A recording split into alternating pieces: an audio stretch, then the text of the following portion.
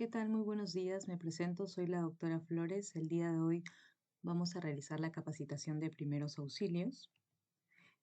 Entonces, para esto nosotros lo primero que vamos a ver es la definición y dentro de esto vienen a ser todo tipo de medidas y cuidados que se ponen en práctica de forma inmediata, provisional y adecuada para poder nosotros socorrer a lo que es la víctima, en este caso la persona que ha tenido algún tipo de situación de emergencia. Son todas esas medidas y cuidados que se dan antes de que se presente una atención en un centro hospitalario o un centro asistencial. Ok, nosotros como grupo tenemos que tener en cuenta y como equipo que cada uno de los miembros de este grupo o equipo, como les mencionaba, es muy importante. Entonces, para esto tenemos que tratar de salvaguardar lo que es la integridad física de los miembros de este equipo. Es por eso que nosotros debemos de aprender un poco acerca de los primeros auxilios para poder ayudar a alguno de nuestros compañeros que puedan tal vez tener algún tipo de situación de emergencia. Antes de esto es importante recordar de que los primeros auxilios se rigen de principios básicos. Dentro de estos encontramos el proteger, avisar y socorrer. Antes de esto quería mencionarles de que probablemente durante la exposición van a encontrar en las diapositivas esas estrellitas que podemos colocar, que podemos ver aquí. En este caso, esto de aquí nos va a poder permitir darnos cuenta qué diapositivas son importantes para nosotros recordar, ya que estos también van a ser evaluadas en el examen que ustedes van a realizar.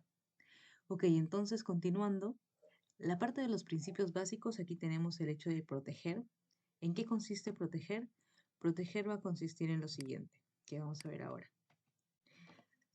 Es netamente reconocer el área en el que se encuentra la víctima, ya sea si es un área que se encuentra segura o un área en peligro. Entonces, si es un área en donde probablemente hay peligro, lo ideal aquí es que nosotros debemos de movilizar a la víctima intentando mantener lo que es recto el eje cabeza, cuello y tronco y movilizarlo en una zona más segura.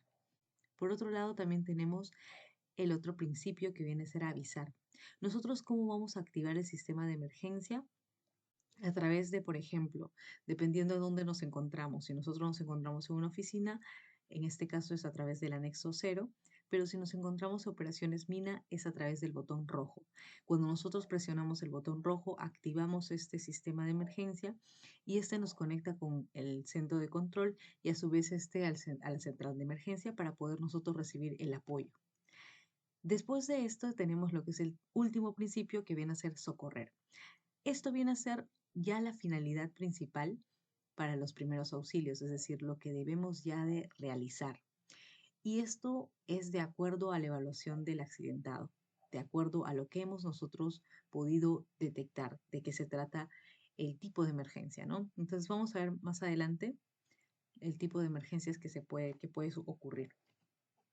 Entonces, hay que recordar que nosotros al momento de realizar estos primeros auxilios debemos estar tranquilos y actuar de una forma rápida.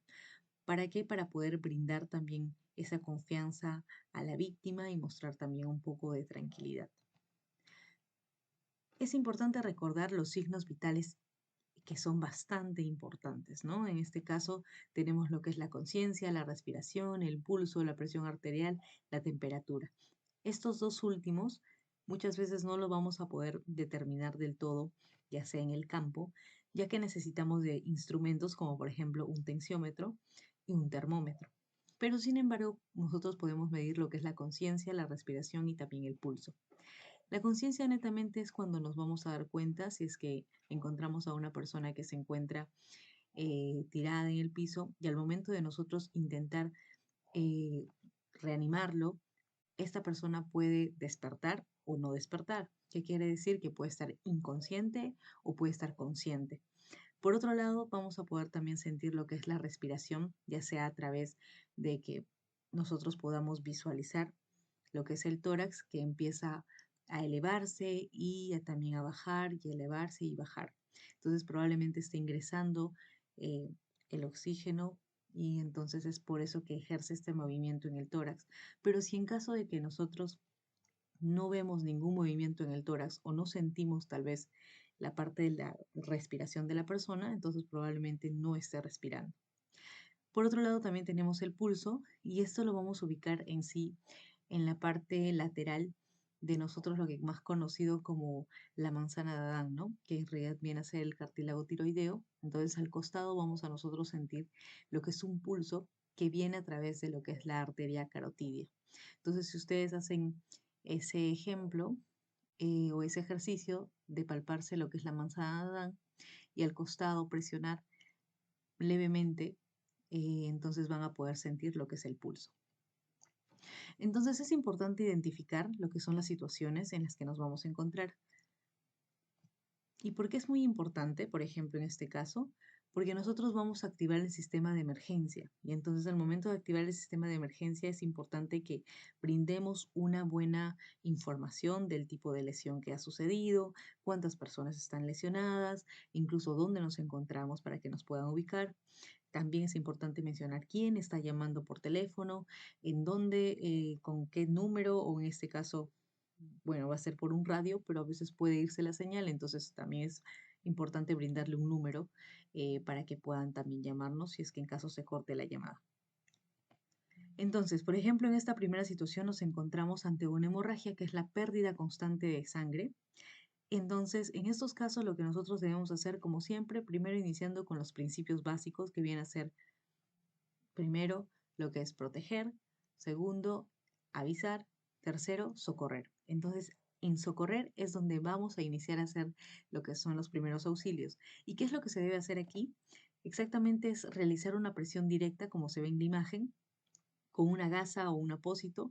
Y en este caso, después de esta, si nosotros vemos que el apósito está demasiado empapado con sangre, podemos aplicar, colocar otra gasita encima. Hasta incluso también podríamos colocar incluso un vendaje compresivo para generar toda una compresión y elevar el miembro. En caso de que, por ejemplo, a pesar de que nosotros hemos hecho esta presión directa en la hemorragia y aún así siga sangrando, las guías nos mencionan que sí, efectivamente podríamos hacer lo que son los torniquetes, pero esto es más que todo como sola última medida, si es que no funcionara lo que es la presión directa. Entonces, incluso también se menciona que en estos casos hay que tener mucho cuidado, ya que los torniquetes es preferible que lo realice una persona que se encuentre capacitada para esto. Ok, cuando nos encontramos en estos casos, por ejemplo, ya de hemorragias nasales, vamos a ver que lo que tenemos que hacer es inclinar la cabeza del paciente hacia adelante, presionar la región blanda, como se ve aquí, inferior al tabique, mientras motivamos a la persona que respire de forma tranquila por la boca.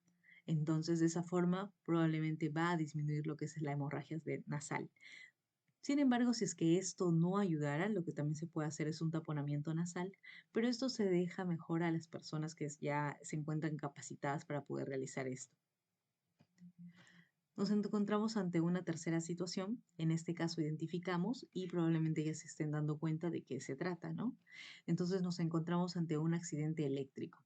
En estos casos lo ideal, lo primero que debemos hacer es cortar el suministro de energía, comunicarnos con la central de emergencia. Se debe de intentar apartar al accidentado de la fuente de energía, en este caso con un objeto contundente. Podría ser, por ejemplo, lo que es un palo de madera. Y por otro lado, también es importante revisar los signos vitales que nosotros ya conocemos, ¿verdad? Que sabemos que es el pulso, la respiración y también la conciencia. Y si es que en caso, bueno, estuviera en parada cardíaca, podemos iniciar lo que es una reanimación cardiopulmonar. Si es que en caso el paciente que ha sufrido un accidente eléctrico tuviera quemaduras, también se puede tratar estas y vamos a aprender cómo. Entonces, bien, como estábamos hablando, esa es otra situación en donde nos encontramos ante una quemadura. Ahora, hay que recordar que las quemaduras existen de tres tipos, es decir, grado 1, grado 2 y grado 3. La de grado 1 es probablemente que ustedes también ya lo hayan visto. Es como, por ejemplo, cuando nosotros nos exponemos demasiado al sol, entonces va a haber nuestra piel es como que va a estar bastante eritematosa, es decir, va a estar rojiza, incluso va a empezar a arder. Pero por otro lado tenemos lo que es las quemaduras de segundo grado, donde es característico encontrar estas ampollas, ¿no? Entonces, cuando ya nosotros pasamos a lo que es una quemadura de tercer grado es mucho más profunda, que incluso involucra en la parte muscular, incluso también puede ir más allá y puede involucrar la parte de hueso y así. Entonces, lo que nosotros vamos a ver frecuentemente más es la de primer grado y segundo grado. Lo que debemos hacer nosotros aquí es comunicarnos con la central de emergencia, ya sabemos cómo, esa es la parte de activar el sistema de emergencia, refrescar la quemadura inmediatamente con agua fría durante unos 5 a 10 minutos, no retirar los restos de ropa, esto es muy importante, a pesar de que se haya pegado en esa zona quemada, mejor dejarla, no hay que retirarlo. No se debe reventar las ampollas que vayan apareciendo tal vez en la quemadura, no aplicar pomada, por lo menos hasta que sea evaluado por el médico para que para que el médico pueda determinar cuál es el tipo de pomada que necesitará este tipo de quemadura. Pasamos a la siguiente situación. Probablemente ya también se les venga a la mente la palabra, ¿no? ¿En qué situación nos encontramos? Ajá, efectivamente nos encontramos ante una fractura. Las fracturas en realidad vienen a ser esas roturas de hueso, ¿no? Entonces, en estos casos vamos a ver tres características muy importantes, que es el dolor localizado, la dificultad de poder mover la parte del cuerpo que está lesionada, la deformidad, ¿no? Que podemos notar aquí, por ejemplo, es muy diferente, está deforme esta zona. ¿Y cuál es el socorro, o los primeros auxilios que debemos hacer en este caso? Uno, bueno, como sabemos siempre los principios, en este caso, proteger, avisar y socorrer. Entonces, ya sabemos que la persona se encuentra en un área estable, en un área segura. Avisamos, comunicamos a a la central de emergencia y lo que debemos hacer aquí es inmovilizar la parte afectada hasta que sea atendido. Por favor, lo importante aquí también es no tratar de extender la pierna, no devolverla a una posición natural, no. Simplemente inmovilizarla y esperar a que vengan las personas encargadas que nos puedan ayudar en este caso, porque ya hemos comunicado a la central de emergencia. Pasamos a la siguiente situación. Entonces nos encontramos ante una persona que probablemente se encuentre está en un proceso de atragantamiento, ¿no? Entonces, o una obstrucción. En estos casos, lo que debemos de recordar nosotros es que nosotros tenemos un sistema bastante interesante, que en este caso muchas veces condiciona que la persona pueda tener este tipo de atragantamientos fácilmente. Entonces vamos a ver aquí esta es su estructura. Por ejemplo, aquí vemos el bolo alimenticio, que al momento de nosotros deglutir este alimento pasa hacia la parte del esófago. Y de este lado vamos a encontrar lo que es la laringe. Es decir, esófago, por aquí debe pasar siempre alimentos. Más por el contrario, en la parte de laringe debería pasar solamente aire, siempre. Entonces, ¿qué pasa? En estos casos nosotros tenemos una estructura bastante maravillosa, por así decirlo, que es la epiglotis. En este caso, esta de aquí es una estructura cartilaginosa, flexible, que al momento de pasar el alimento, simplemente esta baja, desciende y genera como una especie de oclusión, es decir, tapa la parte de la laringe para que no pase ningún tipo de residuo sólido. Pero sin embargo, cuando nosotros nos encontramos tal vez comiendo y a la vez hablando o simplemente tenemos una mala maniobra en ese momento, al momento de deglutir el alimento, muchas veces puede pasar una pequeña partícula sólida y puede quedarse obstruida en esta zona. Y eso hace que nosotros tenemos ese estímulo de generar, de empezar a toser. Entonces, vamos a ver por acá que hay dos tipos de obstrucciones, en este caso una obstrucción de tipo parcial que vamos a ver acá y una obstrucción de tipo total. ¿En qué se diferencia? En que en realidad la obstrucción parcial, la persona cuando nosotros le preguntamos si se está atragantando, nos puede responder que sí y hasta incluso empieza a toser. Entonces lo que nosotros debemos hacer aquí es animar a la persona que siga tosiendo. Sin embargo, cuando tenemos ya una obstrucción de tipo total, cuando nosotros le preguntamos a la persona si se está atragantando, esta no nos emite ningún sonido o simplemente agarra con sus dos manos, las lleva las dos manos al cuello y entonces esto de aquí, lo que debemos hacer aquí es netamente realizar las maniobras de Hemrich. Entonces vamos a ver cómo es que se debería realizar las maniobras de Hemrich.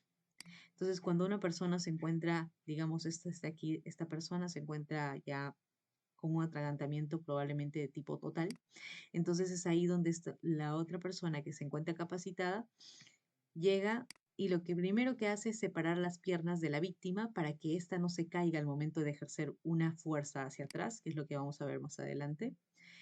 Entonces es por eso que se para, se coloca en una buena posición y por encima del ombligo, si vemos aquí, ubica primero el ombligo y por encima del ombligo se genera un puño. Una vez que tiene el puño, lo cubre con la otra mano, como vemos aquí, y entonces es ahí donde ejerce una fuerza hacia adentro y hacia arriba, ¿ok? Hacia adentro y hacia arriba para que pueda expulsar ya sea el alimento o el objeto con lo que se esté atragantando. Ok, de esta forma, después, una vez que ya se realiza esta maniobra de Heimlich, se trata de recostar, o en este caso, sentar a la víctima para que pueda descansar. Listo. Entonces, vamos a pasar a lo que es el RCP básico en adultos, que es muy importante. Eso de aquí viene a ser netamente importante porque cuando existen varios tipos de condiciones en donde, por ejemplo, podemos llegar a un paro cardiorrespiratorio. Por ejemplo, incluso en el caso de una persona que esté atragantándose y a pesar que le hemos hecho la maniobra de Heimlich, puede ser que ésta llegue a un paro cardiorrespiratorio y no salga el objeto. Entonces, ¿qué debemos hacer en esos casos? Vamos a ver, existen varias condiciones, como por ejemplo el hecho de una descarga eléctrica que me pueda condicionar a que yo tenga una, paro cardiorrespiratorio, una sobredosis de droga, un sangrado excesivo, es decir, un shock hipovolémico, unas cardiopatías, es decir, algún problema del corazón, una infección del torrente sanguíneo, lesiones, accidentes, ahogamientos, eh, entonces atragantamientos en estos casos también, accidentes cerebrovasculares, varias condiciones que pueden condicionar a que uno pueda tener lo que es un paro cardiorrespiratorio. Ahora, ¿cómo reconocemos que una persona está en un paro cardiorrespiratorio? Primero, hay una pérdida de conciencia, es decir, no responde la persona, está desmayada. Dos, hay una ausencia de pulso, no se siente el pulso. En tres, hay una ausencia de la respiración, no hay movimiento en el tórax. Ok, entonces lo primero que nosotros debemos de hacer aquí, antes que nada, como siempre, ¿no? Proteger, avisar y socorrer. Entonces vamos a ver más o menos esto resumido aquí también. Primero valoramos el escenario, que vendría a ser parte de lo que es proteger. Aseguramos que el escenario en donde se encuentra la víctima sea la adecuada o no sea peligrosa. Por otro lado, reconocemos también si es que esta persona se encuentra en paro cardíaco. Ya sabemos cómo lo vamos a reconocer, cómo saber que se encuentra en un paro cardiorrespiratorio. En este caso no responde, está inconsciente, no respira o solamente está jadeando. Por otro lado, no hay pulso detectable. Incluso este pulso al menos se tiene que sentir menos de 5 segundos, no más de 10 segundos. Es decir, debemos de colocar aquí al costado de la manzana de Adán si sentimos el pulso al menos en menos de 5 segundos o si no sentimos al menos en menos de 5 segundos, ya tenemos que tratar de decir que no hay pulso en ese caso. No hay que demorarnos mucho en detectar si la persona se encuentra en paro cardiorrespiratorio. Por otro lado, activar, ¿no?, el sistema de emergencia, que ya sabemos bien cómo debemos de activar, presionando el botón rojo, identificándonos quiénes son, quién es la persona que se está comunicando, dar un número en caso de que se corte la llamada, indicar el tipo de emergencia, que ya hemos visto varios tipos, indicar la ubicación de emergencia, detallar el escenario de la emergencia y la cantidad de personas que se encuentran involucradas. En este caso, es importante hacer una secuencia de lo que es la reanimación cardiopulmonar, que significa RCP. Lo que vamos a ver aquí es que es muy importante primero iniciar con lo que son antes se conocía como ABC, pero después las guías actuales han recomendado que lo más importante aquí son las compresiones, más aún incluso que la parte de la vía aérea y todo eso. Es muy importante que la sangre siga circulando para que no haya ningún tipo de lesión, en este caso, por ejemplo, en el cerebro o en otros órganos que son fundamentales. Es por eso que lo primordial es la circulación. Y es aquí donde se encuentran las compresiones, luego la apertura de vía aérea y luego, por último, la respiración. Entonces, vamos viendo aquí.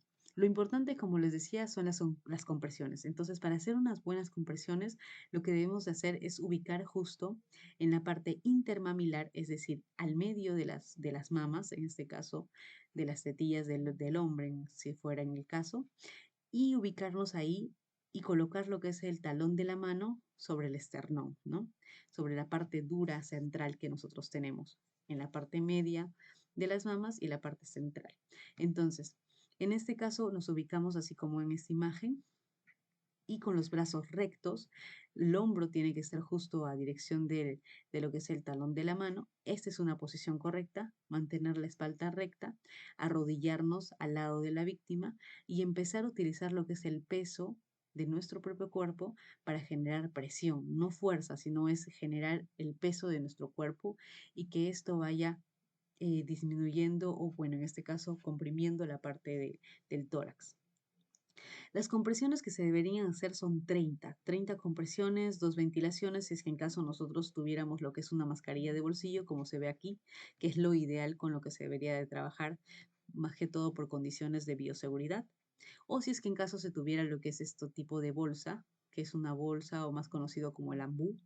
Entonces, si tenemos eso, damos dos ventilaciones después de haber hecho lo que es las compresiones. 30 compresiones, 2 ventilaciones. Esto de aquí es un ciclo de RCP. Eso es importante recordar. 30 compresiones, dos ventilaciones pertenecen a hacer o vienen a ser lo que es un ciclo de RCP. Entonces, también para poder hacer este tipo de ventilaciones es importante hacer la apertura de vía aérea.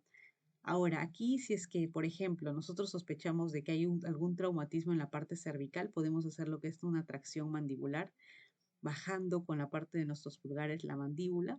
O si es que en caso no hay una sospecha de que hay algún tipo de trauma y nosotros hemos podido visualizar el tipo de accidente que es, simplemente elevamos y hacemos la maniobra frente-mentón, de esta forma, para poder aperturar la vía aérea.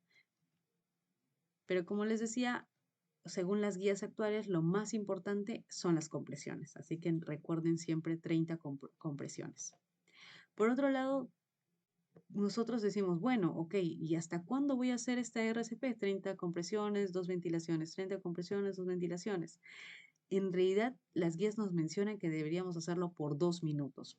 Pero como nosotros vamos a estar ahí en toda la adrenalina, no nos vamos a dar ni cuenta cuánto tiempo ha pasado. Es por eso que nos dicen que lo ideal sería 5 ciclos, que en este caso cada ciclo equivale a 30 compresiones, 2 ventilaciones, ese es un ciclo. Entonces te dicen 5 ciclos de estos, vuelves a reevaluar a la víctima si es que en el caso ya haya pulso o ya esté respirando, paramos con la reanimación cardiopulmonar. Pero si en caso después de reevaluar a la víctima aún así continuara sin respirar y sin pulso, nosotros continuamos con el RCP.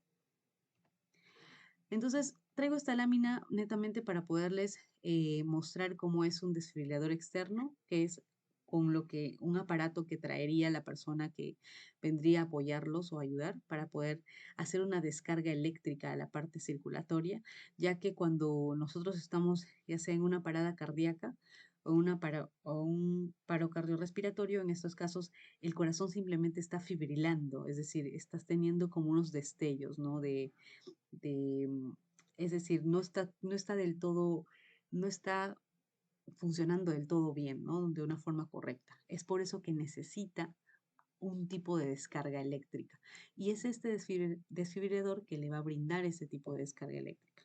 Bueno, esto solamente para que puedan ustedes visualizar cómo es un desfibrilador externo automático.